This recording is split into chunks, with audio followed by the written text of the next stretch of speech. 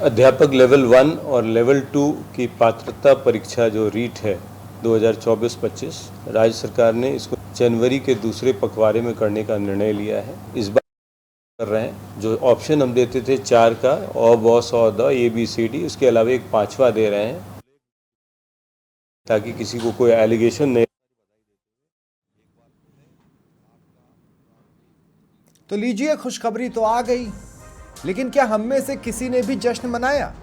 इसका कारण इतिहास में है। इतिहास हमें क्या सिखाता है? यही कि किन गलतियों को नहीं दोहराना है, क्योंकि अगर वो गलतियां दोहराई गई तो इतिहास फिर रिपीट हो जाएगा। नमस्कार, वक्त है प्रश्नकाल का। आपके साथ मैं हूं स्वप्न। रीट का नाम आते ही रीट लीक्स याद आ जाता है। परीक्षा जनवरी में होनी है और अभी से ही कई दिलों की धड़कनें बढ़ गई होंगी। कारण सर्वविदित है, माध्यमिक शिक्षा बोर्ड का रिपोर्ट कार्ड किसी से छिपा नहीं है। सर्वे सर्वा जो कि पॉलिटिकल नियुक्ति होती है, कोई है नहीं। उससे ठीक नीचे के स्तर पर मामूली बदलाव हुआ है और सिस्टम वैसा ही है जैसा पूर्व में था। कुल मिलाकर ये परीक्षा सरकार और प्रशासन के लिए अग्नि परीक्षा होगी और इसके लिए वो कितने तैयार हैं, आज चर्चा उसी पर करेंगे। मेरे साथ जो गेस्ट जुड़ रहे हैं आपको इंट्रोड्यूस करवा देता हूं। बीजेपी प्रवक्ता चेतन राज पुरोहित जी मेरे साथ हैं, कांग्रेस प्रवक्ता पौरुष भारद्वाज जी मेरे साथ हैं और रिटायर्ड आरपीएस योगेंद्र जोशी जी भी मेरे साथ जुड़ रहे हैं। बहुत बहुत स्वागत है आप सभी का। चेतन भाई, आपसे शुरुआत कर रहा हूं मैं। अभी कोई सर्वे सर्वा है नहीं माध्यमिक शिक्षा बोर्ड का, जो भी है वो हम देख रहे हैं किस स्तर पर है। वो 5वें विकल्प की बात कर रहे हैं, वो पारदर्शिता की बात कर रहे हैं। ये होगा कैसे? बाकी चेहरे तो वही हैं जिन्होंने लूटिया डुबोई रीट की पूर्व में। देखिए स्वप्न जी, ब्यूरोक्रेसी वही होती है चाहे कोई भी सरकार चेंज होती है, लेकिन क्या होता है, जो सरकार की नीयत और नीति साफ होती है, क्लियर होती है और ये तय किया होता है सरकार का कि हमें ये काम करना है, हमें इस युवाओं को राहत देनी है, हमें युवाओं के भविष्य के साथ खिलवाड़ नहीं होने देना है, तब काम होता है। और आपने देखा ही होगा जिस प्रकार से यशस्वी मुख्यमंत्री जी निर्णय ले रहे हैं सरकार के गठन के बाद, प्रशासन तो वही है, आईएएस वही है, आईपीएस वही है, आरएस वही है, कर्मचारी वर्ग वही है। चेतन भाई, मेरी बात लेकिन काम करने की तो विल पावर होता है। विल पावर कब पैदा होता है? जब आपका नेतृत्व सुदृढ़ होता है। नेतृत्व ये चाहता है कि हमें ये काम करके दिखाना, जनता को डिलीवरी देनी है। हम सभी जानते हैं ब्यूरोक्रेसी वही है। ब्यूरोक्रेसी के चेहरे नहीं बदलते, हम सभी जानते हैं। लेकिन ब्यूरोक्रेसी के नीचे भी अधिकारी होते हैं और ब्यूरोक्रेसी के नीचे, बहुत नीचे तक अगर आप जाएंगे तो प्यून वगैरह तक आप चले जाइए, बहुत से चेहरे होते हैं जिन्हें आदेश दिया जाता है कि ये करना है। उस लेवल पर तो वही चेहरे हैं जो पूर्व में गड़बड़ी कर चुके हैं। मैं आपके इसी बात पर रहा था। 90 परीक्षाएं सरकार बनने के बाद अधीनस्थ बोर्ड करा चुका है। 8 परीक्षाएं आरपीएस की करा चुका है। जो भूले पिछले 5 साल सरकार में हुई है, उनको दूर करने के लिए जो संशोधन किए हैं, पारदर्शी तरीके से परीक्षा हो, युवाओं को रोजगार मिले, हम युवाओं को एक्सपेरिमेंट कर रहे पेपर हैं, लीक का सामना नहीं करना पड़े। चेतन भाई समझिए मेरी बात को, हम एक्सपेरिमेंट कर रहे हैं। हम किसी फिक्स्ड फॉर्मूले पर नहीं आ पाए हैं जो पूरी तरह से ट्रांसपेरेंसी लाए। हम एक्सपेरिमेंट्स कर करके देख रहे हैं ये सही है या नहीं है, ये सही है या नहीं है। अभी तक आपने रीट के लेवल की एक भी परीक्षा नहीं कराई है। रीट ही तो वो चुनौती है जिसे पार पाना आपकी भी अग्नि परीक्षा होगी। मैं तो कह रहा हूँ स्वप्न जी, अग्नि परीक्षा ही होती है। भारतीय जनता पार्टी की सरकार के सामने कोई भी चीज आती है।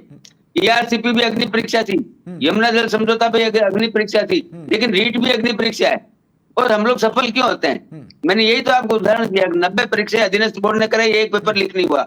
8 परीक्षाएं आरपीएस ने कराई, एक पेपर लीक नहीं हुआ। क्यों नहीं हुआ? क्योंकि प्रशासन से काम लेना सरकार का दायित्व है और जो सुधार सरकार को लगा कि ये सुधार इन परीक्षाओं में, इन सिस्टम में होना चाहिए, वो सुधार करने के बारे में कुणाल जी आज आपको बता रहे थे, आपके चैनल पे बता रहे थे। लेकिन मैं एक बात पहले भूल गया। मैं पहले एक बात कहना चाहता हूँ, आपके चैनल को बधाई देना चाहता हूँ। सबसे पहले तो वरुण जी, मेरे से गलती हो गई है। आपके चैनल को बधाई देना चाहता हूँ 1 साल पूर्ण होने पर, और मैं कामना करता हूँ ईश्वर से आपका चैनल इसी प्रकार से और आगे बढ़े। यही मेरी शुभकामनाएं, बधाई आपको। पहले मैं भूल गया था, गलती हो गई मुझसे। देखिए बहुत शुक्रिया, मूल मुद्दे पर बहुत बहुत शुक्रिया आपका। अब मैं मूल मुद्दे पर आता हूं। लेकिन मूल मुद्दे पर मैं ही आपको लेकर आता हूं, उसी वजह से हमारी पहचान बनी हुई है। लेकिन चेतन भाई, मुझे ना, मैं अभी भी आपसे कह रहा हूं, आप मेरी इस बात को समझिए कि हम अभी एक्सपेरिमेंटल मोड पे। क्या है ये 5वां विकल्प? बताइए। चलिए मैं सीधा सवाल पूछ रहा हूं, ये पांचवा विकल्प क्या है? हाँ, मैं आता हूँ इसी बात पे आता हूँ। भारतीय जनता पार्टी की सरकार कभी एक्सपेरिमेंट नहीं करती है। भारतीय जनता पार्टी की सरकार जो ठीक करना है, जो सुधारना है, स्वप्निल जी, सिस्टम को किसी न किसी को सुधारना पड़ेगा। अरे सुधारने के लिए चेतन भाई, मैं आपको एक प्रकृति है। उदाहरण देता हूं। देखिए, अब मैं योगेन जी को भी शामिल कर रहा हूं डिबेट में। मैं आपको एक उदाहरण देता हूं, मेरी बात समझिएगा। जो भी रीट की तैयारी कर रहा है योगेन सर, आप जानते हो वो 4 विकल्प के हिसाब से तैयारी कर रहे हैं। ये अक्टूबर का महीना चल रहा है, अक्टूबर पढ़ लेगा, नवंबर दिसंबर पढ़ लेगा, जनवरी में वो उस मोड पे आ जाएगा कि अब परीक्षा होने वाली है। ये पांचवा विकल्प एकाएक जो आ रहा है, वो मुझे लगता है कि हो सकता है स्टूडेंट को कंफ्यूज कर दे। दूसरा, मैं ये कह रहा हूं कि सबसे टॉप पर किसी एक का होना बहुत जरूरी है, जो यहां पर मिसिंग है। हमें कितनी उम्मीद रखनी चाहिए रीट से जो जनवरी में होगा, योगेन जी?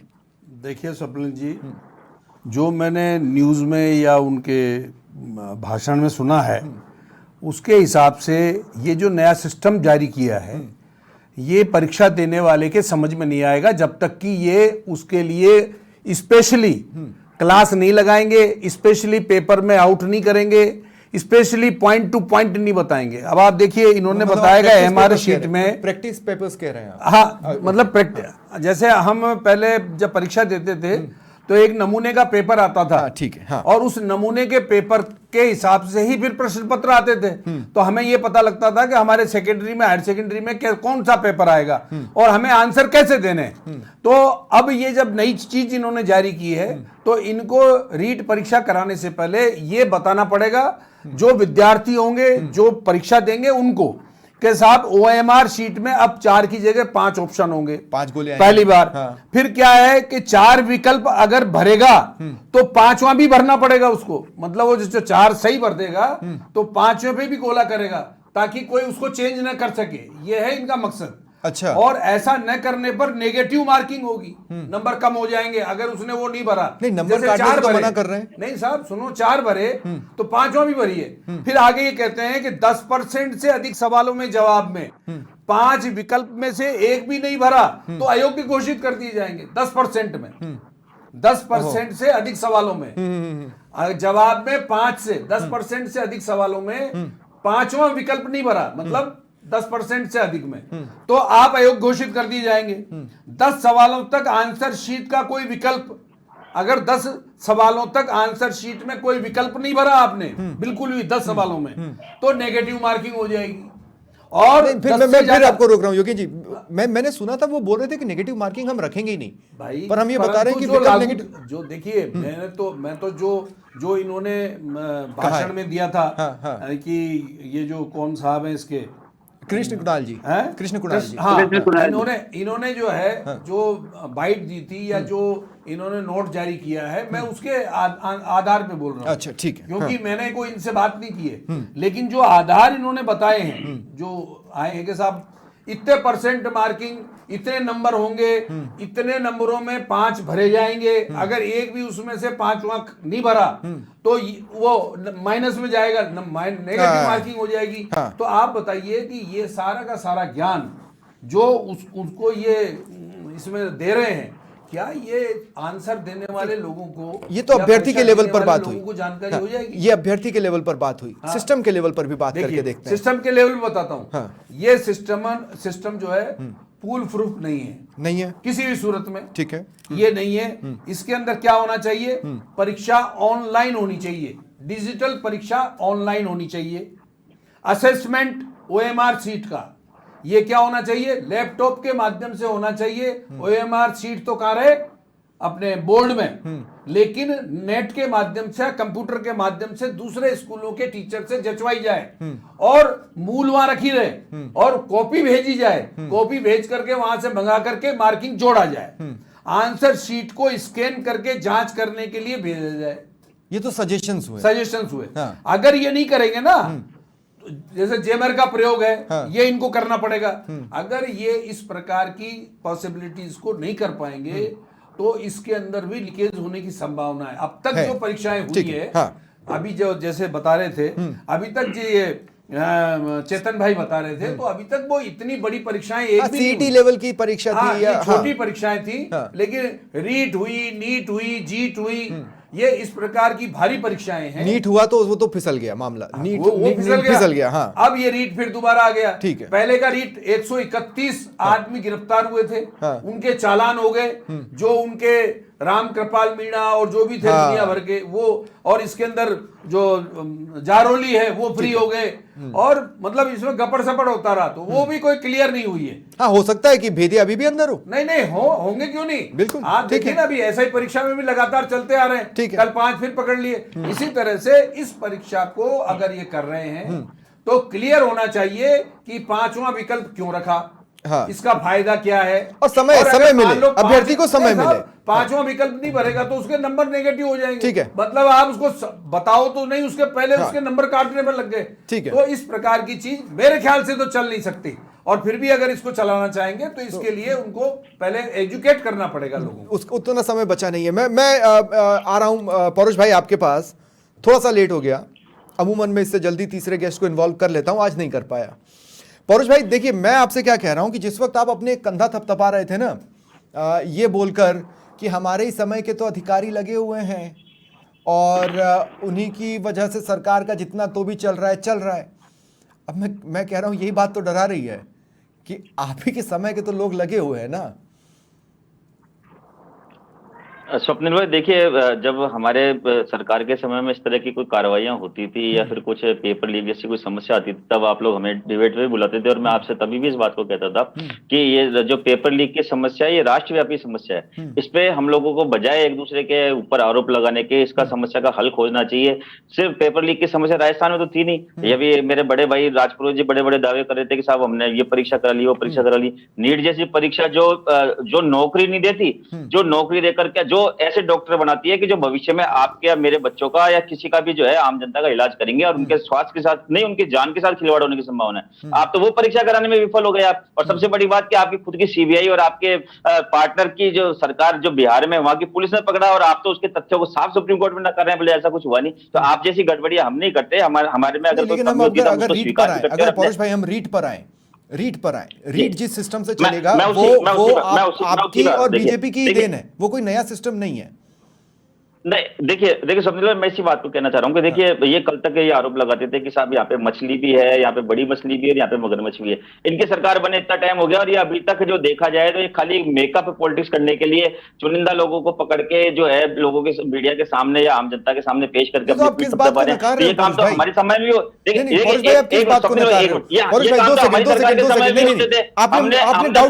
हमने बस में चीटिंग करते हुए हमने पूरी बस पकड़ी थी हमारी सरकार में।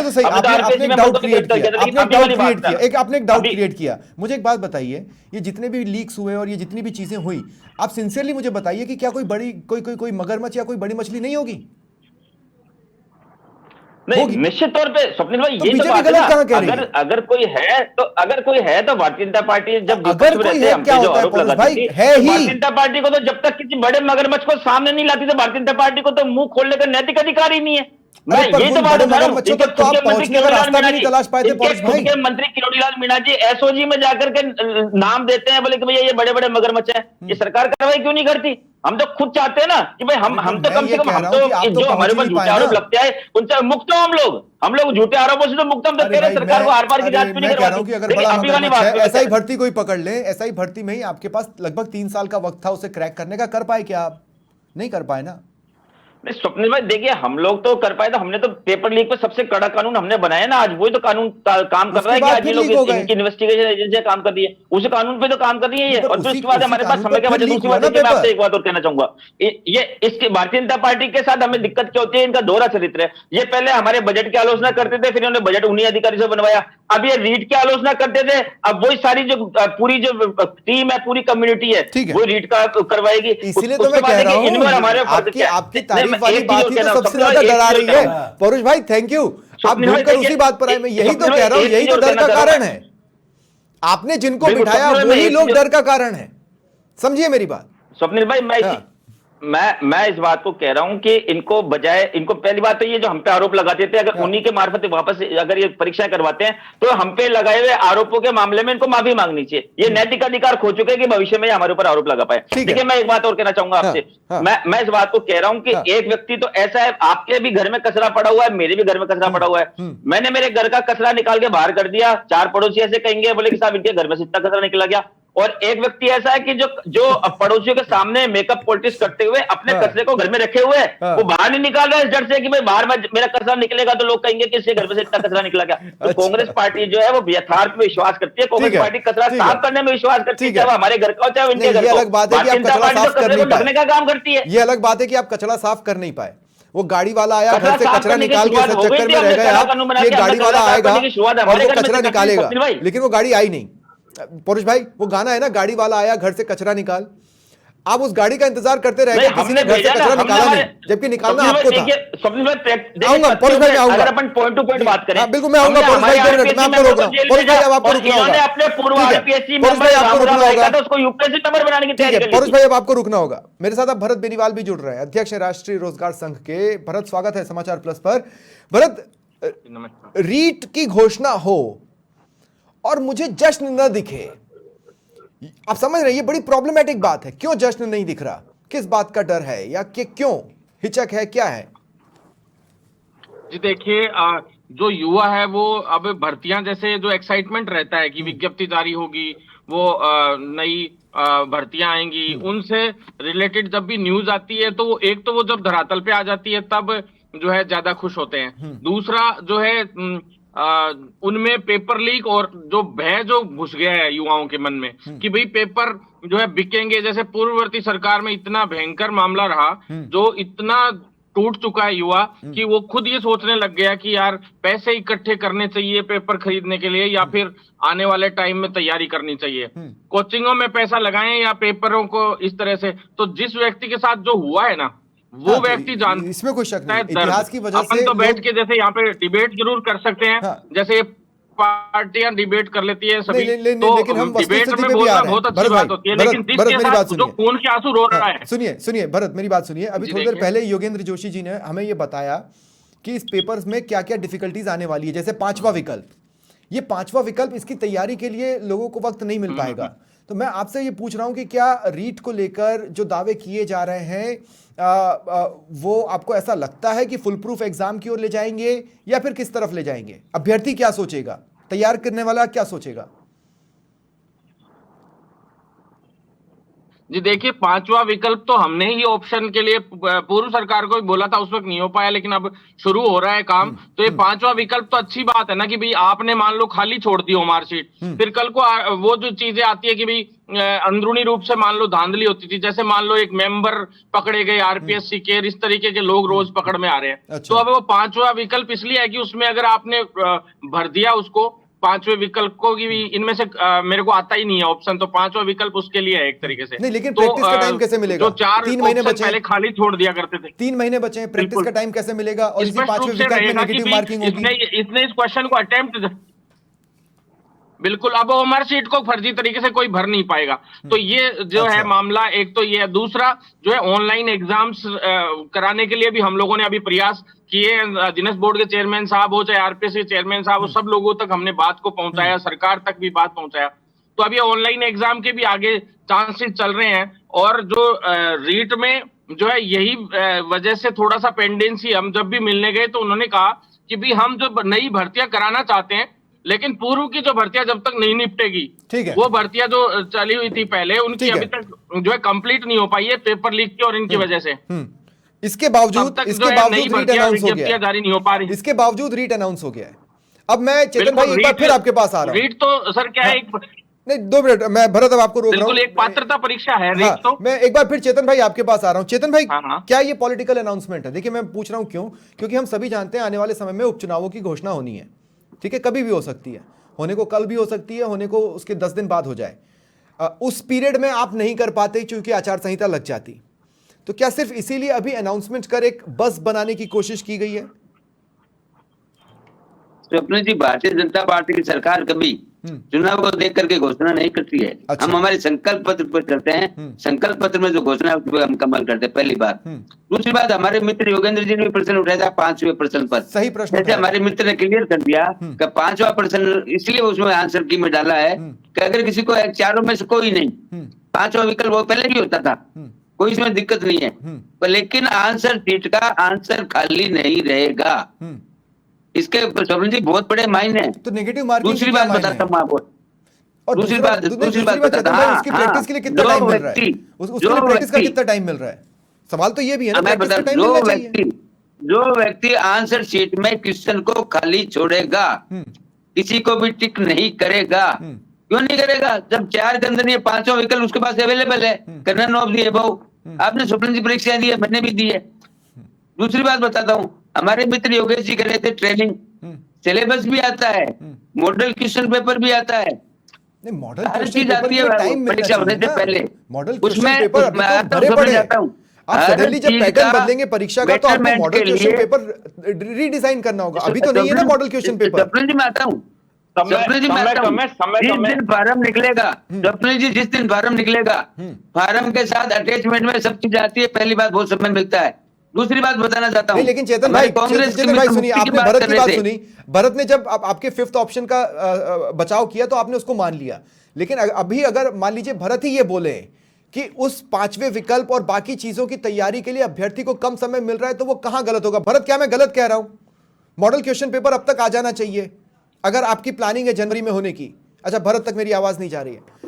चेतन भाई, स्वप्न जी हाँ। मैं क्लियर करता हूँ, स्वप्न जी मैं क्लियर करता हूँ। इसमें एक पेज और है, जो योगेंद्र जी ने बताया, योगेंद्र जी ने बताया कि 10% से अधिक अगर 5वां विकल्प आपने ऐड कर दिया तो आप अयोग्य घोषित हो जाएंगे। हाँ है, बिल्कुल है, हाँ, है, हाँ, मैं कह रहा हूँ ना है, हाँ, लेकिन क्यों है ये तो सुनिए। हाँ, बताइए। ये इसलिए है कि कोई भी व्यक्ति खाली नहीं छोड़ेगा, वो हमारे सीट में आंसर की को खाली नहीं छोड़ेगा। यही तो गड़बड़ होती थी, यही तो गड़बड़ होती थी, आप गुमराह कर रहे हैं। यही ये नहीं कहा कि खाली छूटेगा तो ये घोषित होगा, ये लिखा है। दो मिनट चेतन भाई, 2 मिनट रुक जाते हैं, 2 मिनट रुक जाते हैं, 2 मिनट रुक जाते हैं, चेतन भाई 2 मिनट रुक जाते हैं। पौरुष जी का पहले पौरुष जी का पॉइंट समझ लेते हैं, ये बोलना क्या चाह रहे हैं पौरुष भाई, क्या बोलना चाह रहे हैं थोड़ा सा समझा दो। चेतन भाई मैं आप ही के पास आ रहा हूँ, चेतन भाई 2 मिनट, चेतन भाई मैं आप ही के पास आ रहा हूँ। पौरुष भाई एक डाउट क्रिएट कर रहे हैं, ढंग से समझाओ क्या बोलना चाहते हो। नहीं चेतन भाई मैं आप ही के पास आ रहा हूँ, बस 2 सेकंड मेरे को दे दीजिए आप प्लीज, मैं रिक्वेस्ट कर रहा हूँ। पौरुष भाई शॉर्ट में बताइए क्या डाउट क्रिएट कर रहे हो आप? नहीं, अभी योगेंद्र जी ने जैसा कहा कि कोई व्यक्ति अगर 10 सवालों से ऊपर में 5वें विकल्प को अगर चयन करता है तो वो अपने आप ही अयोग्य मान लिया जाएगा। तो एक तरफ ये कह रहे हैं कि भाई जो खाली छोड़ के आएगा वो, ये राजपुरोहित जी कह रहे हैं कि भाई जो खाली छोड़ के आएगा, जो खाली छोड़ के आएगा कोई सा भी टिक नहीं करेगा तो वो अयोग्य घोषित होगा। योगेंद्र जी कह रहे हैं, बोले कि भाई इन्होंने ऐसा सुना है कि भाई जो व्यक्ति 5वां 10% से या 10 सवालों से ज्यादा जो 5वें विकल्प को टिक कर देगा वो अयोग्य घोषित हो जाएगा। अगर इतना ये तो विरोधाभास हो गया ना। इसी कंफ्यूजन की मैं बात कर रहा हूं एक्चुअली, चेतन भाई मैं इसी कंफ्यूजन की बात कर रहा हूं। आप सोचिए इस कंफ्यूजन को दूर करने के लिए समय नहीं बचा है। अरे स्वप्न जी, फॉर्म निकलने के बाद में, फॉर्मों की स्क्रीनिंग होने के बाद में, रोल नंबर मिलने तक और एग्जाम कंडक्ट होने तक आपको भी पता है राजस्थान में कितना समय लगता है, पहली बात। दूसरी बात, जैसे ही सरकार कोई पॉलिसी तय करती है, कोई भी सिस्टम में बदलाव करती है, वो बदलाव सार्वजनिक मंच पर आता है। आज भी आपने देखा होगा कृष्ण कुणाल जी ने बताया है कि हम ये करने की चल रहा है। तीसरी बात, OMR शीट पर हमने फोटो लगाने की बात चल रही है। चौथी बात, ऑनलाइन परीक्षा के लिए हम आगे बढ़ रहे हैं और जल्दी ही राजस्थान की सरकार डिजिटल प्लेटफॉर्म पर जा रही है। वो जब और ऑनलाइन परीक्षा होने लगेगी। एक बार फिर योगेंद्र जी के पास जा रहा हूँ, योगेंद्र जी क्या आपको लगता है कंफ्यूजन, कोई क्लैरिफिकेशन है? देखिए, मैं जो सरकार ने जो एक जारी किया है ना, ये कुणाल जी ने, तो ये है कि इस बार अभ्यर्थियों को 4 की जगह OMR शीट में 5 ऑप्शन दिए जाएंगे। करेक्ट, हाँ। किसी सवाल के जवाब में लिए गए 4 की जगह 5 विकल्प होंगे। ऐसे में अगर कोई अभ्यर्थी चारों विकल्प नहीं भरता है तो उसे 5वां विकल्प भरना होगा, अगर 4 में से नहीं भरता। ऐसा न करने पर नेगेटिव मार्किंग होगी और नंबर कट जाएंगे। उसके साथ ही अगर किसी अभ्यर्थी ने 2 सेकंड, तो अगर उस लाइन में उसने कोई ऑप्शन नहीं भरा है तो वहां पर तो बाद में गड़बड़ी की गुंजाइश रहती है ना कि कोई उसकी जगह पर सही आंसर भर दे। हाँ। तो उस चीज को तो रोका वो तो हो गया सही। हाँ। वो तो रुक गई कि अगर मान लो उसने 0 भर दिया तो ऊपर अगर कोई भरता है बाद में तो गलत माना जाएगा, जैसा ये कह रहे हैं। अच्छा। लेकिन आगे देखिए, 10% से अधिक सवालों के जवाबों में 5 विकल्प में से एक भी नहीं चुना तो उसे अयोग्य घोषित कर दिया जाएगा। नंबर 2 पॉइंट है, अब किसी अभ्यर्थी से 10 सवालों के आंसर शीट में कोई ऑप्शन नहीं भरा तो नेगेटिव मार्किंग होगी। अगर 10 से ज्यादा सवालों में 5वां ऑप्शन नहीं भरा तो अभ्यर्थी को अयोग्य घोषित कर दिया जाएगा। ओके। और ओएमआर शीट पर अभ्यर्थियों के रोल नंबर तथा उसकी फोटो लगाने पर विचार किया जा रहा है। मेरा ये है कहना कि आप जब उसकी भरते हो ना, फार्म ही भरते हो, मेरा जो प्रश्न था ये कि आप ऑनलाइन प्रवेश पत्र भरें और ऑनलाइन प्रवेश पत्र में उसकी फोटो ऑनलाइन करें और ऑनलाइन प्रवेश पत्र को ऑनलाइन ही चेक करें वहां। अच्छा, वहां ऐसा ना हो कि वो हाथ में लेके जा रहा है। ठीक है। और जो परीक्षा केंद्र में जो पेपर हैं, पेपरों के जो ABCD ग्रुप हैं वो अलग अलग बक्से में रखे जाएं और वो कब खुलते हैं इसकी जानकारी वहां से आए। पहले क्या होता था कि बक्सों के नंबर आते थे, चाहे उनके तालों के, और वो ताले 10 मिनट 15 मिनट पहले खुलते थे। अगर किसी की मिली भगत है तो पहले हो जाता था। फिर पिछली बार क्या हुआ, बक्से को काट के उसमें से पेपर निकाल लिए गए थे। बक्स ट्रक में आते हैं तो ट्रक की सुरक्षा की व्यवस्था कौन करेगा? ये बहुत सारे प्रश्न हैं। और सरकारी स्कूल होने चाहिए, सरकारी अध्यापक होने चाहिए, प्राइवेट जो अधिकारी हैं इसके अंदर बिल्कुल काम नहीं करने चाहिए। हाँ, नहीं, लेकिन मैं बहुत सारी बातें ठीक है, जो मैंने हाँ, बताई। लेकिन मैं लास्ट में एक पॉइंट ये जरूर कहना चाहता हूं। चेतन भाई, मैं आपके पास सिर्फ लास्ट में आ रहा हूं, सिर्फ एक पॉइंट के लिए आ रहा हूं। मैं ये कह रहा हूं कि मैं नेगेटिविटी नहीं फैलाना चाहता। बच्चों को नौकरी की जरूरत है, बेरोजगारी एक बड़ी समस्या है, बच्चे नौकरी देना चाहते हैं, मैं उन्हें डराना नहीं चाहता, लेकिन मैं उन्हें ये एश्योरेंस देना चाहता हूं कि इस बार कोई गड़बड़ नहीं होगी, और वो एश्योरेंस नहीं दे पा रहा हूं। हालांकि मैं स्वागत करता हूं आपके इस फैसले का कि आप जनवरी में ही परीक्षा कराने वाले हैं, लेकिन यहां से एक पत्रकार के तौर पर मैं किसी को कुछ भी एश्योर नहीं कर सकता। स्वप्न जी, मैं आपको विश्वास दिलाता हूँ, जो सुधार सरकार कर रही है, 5% का बार प्रश्न उठ रहा था, कोई दिक्कत नहीं है। क्यों नहीं भरेगा? अगर 4 ऑप्शन है उसमें नन ऑफ द अबव 5वां खाली क्यों छोड़ेगा अभ्यर्थी? आप बताइए स्वप्न जी, खाली क्यों छोड़ेगा? प्रश्न ये है, अगर 4 नहीं 5 का टिक करनी है। और जो खाली छोड़ता है, नहीं स्वप्न जी, एक मिनट, जो खाली छोड़ता है इसका मतलब गड़बड़ मामला है। खाली कोई नहीं छोड़ेगा, ये इसीलिए किया गया। पहली बात। दूसरी बात, ऑनलाइन परीक्षा की तरफ हम लोग आगे बढ़ रहे हैं। सरकार इस दिशा में काम कर रही है। जल्दी ही आप राजस्थान के अंदर ऑनलाइन परीक्षाएं देखेंगे। हमारे मित्र योगेश जी ने जो सुझाव दिए हैं, वो सुझावों पे ऑलरेडी सरकार का वर्क चालू है। ठीक है, सरकार उस दिशा में आगे बढ़ रही है, ठीक है, डिजिटल प्लेटफॉर्म पर जाने के लिए। ठीक है, मैं एक्चुअली इस पूरी डिबेट में पौरुष भाई को सबसे कम वक्त दे पाया। हमारी डिबेट और टेक्निकल पॉइंट्स काफी ज्यादा चले गए। पौरुष भाई, मैं आपको 20 सेकंड दे रहा हूं, आप क्लोजिंग कमेंट दे दो, लेकिन डराना मत। नहीं, देखिए स्वप्निल भाई, मैं तो एक सुझाव के तौर पे सरकार को एक बात कहना चाहता हूं कि एक्चुअल में हमारी मित्र मंडली में बैठ के डिस्कशन हुआ था कि पेपर लीक की घटनाएं कैसे रोकी जा सकती है। पर चूंकि उस समय हमारी सरकार का चुनाव आचार संहिता लग चुकी थी तो उस समय सरकार के हाथ में कुछ भी नहीं था। मैं आपके चैनल के माध्यम से सरकार को एक सजेशन ये भी दे सकता हूँ, जो वाकई में मैंने कई तकनीकी विशेषज्ञों से भी संपर्क किया तो उन्होंने भी कहा कि हाँ, ऐसा हो सकता है कि पेपर का जो मेन सेंटर जिसको कहते हैं, जो मतलब जो मास्टर सेंटर जो है वो सचिवालय में कहीं और कहीं वो बने, और बच्चे जब अभ्यर्थी जब अपने सेंटर के अंदर आ जाएं तो आज टेक्नोलॉजी का युग है, उस सेंटर के ऊपर जो है वो प्रिंटर की व्यवस्था हो, कंप्यूटर की व्यवस्था और इंटरनेट की व्यवस्था हो। वो जैसे जब एक टाइम है कि भाई इस टाइम के अंदर उसका गेट अंदर से लॉक हो गया, उस समय जो उसकी मास्टर सेंटर है वहां से पेपर जो है वो चाहे ईमेल के माध्यम से, चाहे किसी और किसी माध्यम से, या फिर कोई वेबसाइट ऐसी बने कि उसी समय उसको पासवर्ड दिया जाए और वहां से लॉगिन करके हाथों हाथ प्रिंटर पे हर सेंटर पे प्रिंटर पे निकला करके वहां पे दी जाए। तो इस तरह भी जो है इसको पेपर की जो लीकेज है। पौरुष भाई, मैं इससे बेटर सजेशन देता हूं। योगेन जी, लास्ट कमेंट आपका रहेगा। मैं आपसे ये कह रहा हूं कि आप ऑनलाइन पेपर लो, ऑफलाइन OMR शीट भराओ और उस OMR शीट का फोटो खींच के उसी वक्त ऑनलाइन कर उसे सबमिट कर दो। Best way possible. बिल्कुल 100%। जैसे ही वो ऑनलाइन चली गई, हाँ, वहां से लॉक हो और लॉक हो गई, खत्म। और ऑनलाइन ही जांच करवा लीजिए। हाँ, और वो भी क्या, फोटो भेज के। ठीक है। उसको OMR शीट को तो वहीं रखो माध्यमिक शिक्षा बोर्ड में, ठीक है, लेकिन उसको फोटो कॉपी करके और जगह भिजवा दीजिए और जांच होके मंगवा लीजिए। ठीक है चेतन भाई, ये भी एक सजेशन था, मुझे लगता है आप सरकार तक पहुंचाएंगे। बहुत बहुत शुक्रिया आप सभी का बिल्कुल, सजेशन आपका अच्छा सजेशन है। और मैंने पहले भी कहा था, ठीक है। हमारे पूर्व आरपीसी चेयरमैन ने भी सुझाव दिए हैं, हाँ। उन सुझावों पर भी अमल हो रहा है। ठीक है, बहुत बहुत सुझाव शुक्रिया, जो बहुत भी शुक्रिया आप व्यक्ति सभी का देगा मेरे साथ राजस्थान- जुड़ने के लिए। मैं बेरोजगारों से कहूंगा कि मौका आ रहा है, जितनी मेहनत हो सकती है कीजिए। बहुत बहुत शुक्रिया फिलहाल जुड़ने के लिए, नमस्कार।